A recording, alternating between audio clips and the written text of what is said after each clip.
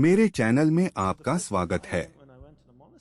आज का हमारा विषय है दांडा पानी, अपने मन को कैसे नियंत्रित करें। इसका उपयोग खुद को ब्रेन वॉश करने के लिए करें।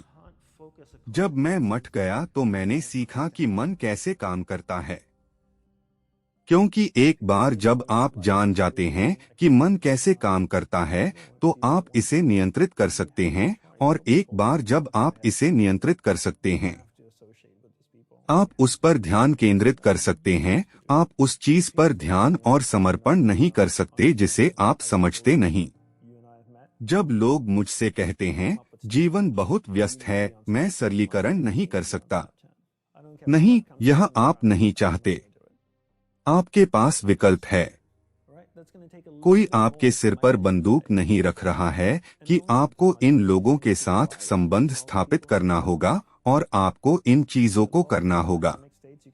नहीं, आप उन्हें करने का चयन करते हैं।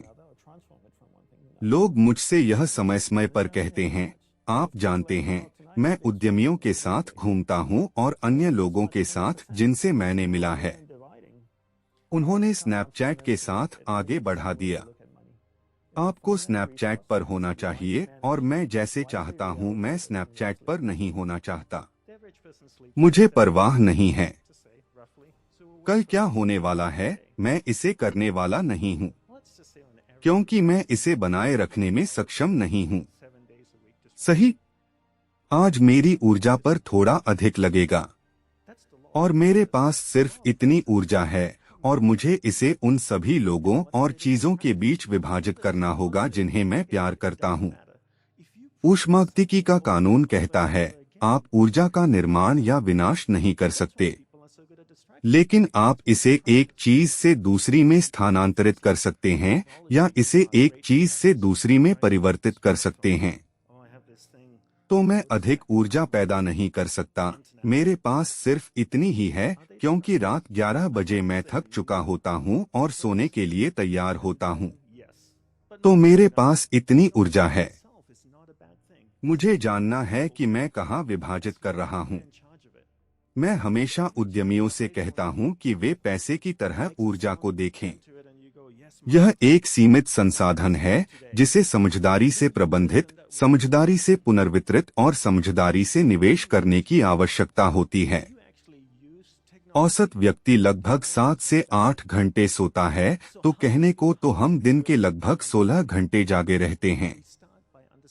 चलो यह कहते हैं कि औसतन हम एक सप्ताह में 7 दिन में 13 घंटे व्यायाम करते हैं। और फिर आप सोचते हैं कि आप इसमें इतने अच्छे क्यों हैं। यह अभ्यास का कानून है। अभ्यास का कानून यह है कि हम वही अच्छे हो जाते हैं जिसे हम अभ्यास करते हैं, चाहे वह सकारात्मक हो या नकारात्मक, इससे कोई फर्क नहीं पड़ता। यदि आप कुछ को बार बार और बार बार अभ्यास करते हैं तो आप इसमें वाकई अच्छे हो जाते हैं। और इसीलिए लोग विचलन में इतने अच्छे होते हैं, क्योंकि यही वो अभ्यास करते हैं। और फिर लोग ऐसी बातें कहते हैं जैसे प्रौद्योगिकी महान व्यापक हैं, सही? स्मार्टफोन, अरे मेरे पास यह चीज है। इतना विचलन, मेरा स्मार्टफोन, इंटरनेट, क्या वे व्यापक हैं? मैं कहना चाहूंगा नहीं। पहले और फिर हाँ, लेकिन अधिकांशतः नहीं। प्रौद्योगिकी स्वयं में कोई बुरी चीज नहीं है। यह वास्तव में एक सुंदर बात है जब तक हम इसका नियंत्रण कर रहे हैं। लेकिन अगर हर बार जब आपका आईफोन बीप करता है या ध्वनि उत्पन्न करता है और आप इसकी ओर मुड़ते हैं और आप कहते हैं, हाँ स्वामी, मैं आज आपकी कैसे सेवा कर सकता हूँ, तो आप उस विचलन की दुनिया में रहते हैं। यह आपको विचलित होने का प्रशिक्षण देता है। लेकिन अगर आप वास्तव में प्रौद्योगिकी का उपयोग करते हैं तो प्रौद्योगिकी एक बुरी बात नहीं है। तो हम एकाग्रता में कैसे अच्छे बनते हैं? हम मन को समझकर शुरू करते हैं। सही, हम सभी के पास एक मन है। यह दुनिया का सबसे शक्तिशाली उपकरण है, स्मार्टफोन भी। इसने स्वयं को चलाने वाले मशीनों को मंगल ग्रह पर रखा है। तो जब मैं मठ में गया तो मैंने सीखा कि मन कैसे काम करता है।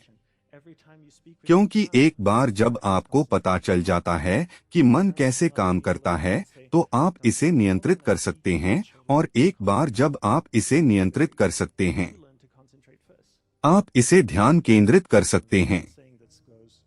आप किसी ऐसी चीज की एकाग्रता या ध्यान केंद्रित नहीं कर सकते हैं जिसे आप समझते नहीं हैं। तो मन कैसे काम करता है? भिक्षुओं के दृष्टिकोण से, भिक्षुओं के मन के अनुभव से, आपको दो बातों को समझने की आवश्यकता है, एक ज्ञान है और एक मन है। तो मैं आपको इसका समझाने के लिए कुछ क्षण लूंगा और यह बताऊंगा कि वे क्या हैं। तो आप कल्पना करिए कि ज्ञान एक प्रकाशमान गेंद की तरह है, जैसे कि एक गोला जो मंडला सकता है। ठीक है, तो यह अब ज्ञान है। अपने मन को एक विशाल स्थान, एक विशाल क्षेत्र की तरह कल्पना करें, जिसमें बहुत सारे अलग अलग खंड होते हैं। मन का एक क्षेत्र क्रोध, ईर्ष्या होता है। खाना, सेक्स, खुशी, आनंद, विज्ञान, कला। और यह प्रकाशमान गेंद जिसे ज्ञान कहा जाता है, मन के भीतर यात्रा कर सकता है और यह मन के किसी भी क्षेत्र में जा सकता है जिसे यह जाना चाहता है, जाने के लिए। और जब यह मन के विशेष वायु क्षेत्र में जाता है तो यह उस क्षेत्र को प्रकाशित करता है। जब यह मन के उस क्षेत्र को प्रकाशित करता है तो आप इसके प्रति जागरूक हो जाते हैं और यह सारे दिन होता रहता है। हम अपने चारों ओर लोगों और चीजों को अनुमति देते हैं कि वे हमारे ज्ञान को सारे दिन मन के एक क्षेत्र से दूसरे क्षेत्र में ले जाएं। जब हम उठते हैं और इसलिए हम विचलित हो जाते हैं। एकाग्र होने का अर्थ है कि आप एक चीज पर अपनी जागरूकता को लंबे समय तक बनाए रखने में सक्षम हो। हम इसे कैसे अभ्यास करते हैं? हम इसे दिन भर में एक बार एक काम करके अभ्यास करते हैं। संबंधन विकसित करने का सर्वश्रेष्ठ तरीका क्या है? संबंधन विकसित करने का सर्वश्रेष्ठ तरीका यह है कि हम अपने रोजमर्रा की जिंदगी में उस अभ्यास को लाएं। अपने औसत दिन में, अपने दिन भर में अवसरों पर नजर डालें। खुद से पूछें, संबंधन का अभ्यास करने का एक शानदार अवसर क्या है? आप में से कितने लोग हैं जिनके पास एक जीवन साथी है जिसके साथ आप रहते हैं?